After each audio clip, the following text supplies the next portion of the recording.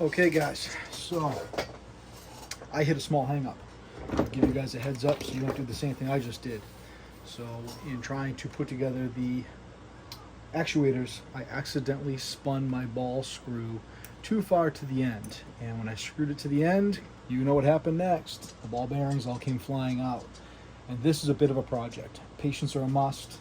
Grease is a must. You need a pick.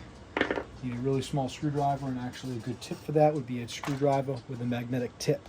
That helped a lot. So you do have your reverse ball guides, these orange dots here on either end. There's actually 3 of them.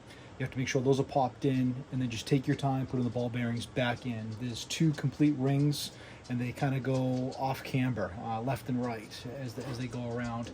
It was impossible to get camera footage of that. There's a few guys on YouTube that have some really good videos on that.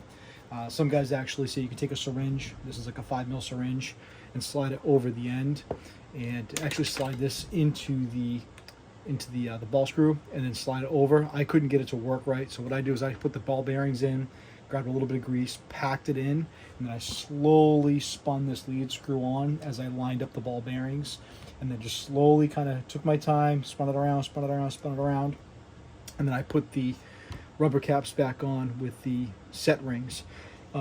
So it took me the better part of a couple hours. So I dropped the ball bearings probably 3 or 4 times. Real frustrating. So, I grabbed a little jar, put some grease in it, had the ball bearings in there. They're all over the damn place, but they're now fixed. So I'm going to grease my other ball screws, and they'll be good to go. So, but don't do what I did, guys. Be real careful. I was trying to actually put on the 2 rods, the actuators right here, this guy, and in doing so, I had this in here like so, and I spun this too far down, trying to get it into this end, into that end, and so I should have pushed the rods through, and I didn't, and that caused me to really kind of foobar it. So just be careful. Don't do what I did. You'll save yourself a couple hours. So, all right, thanks, guys.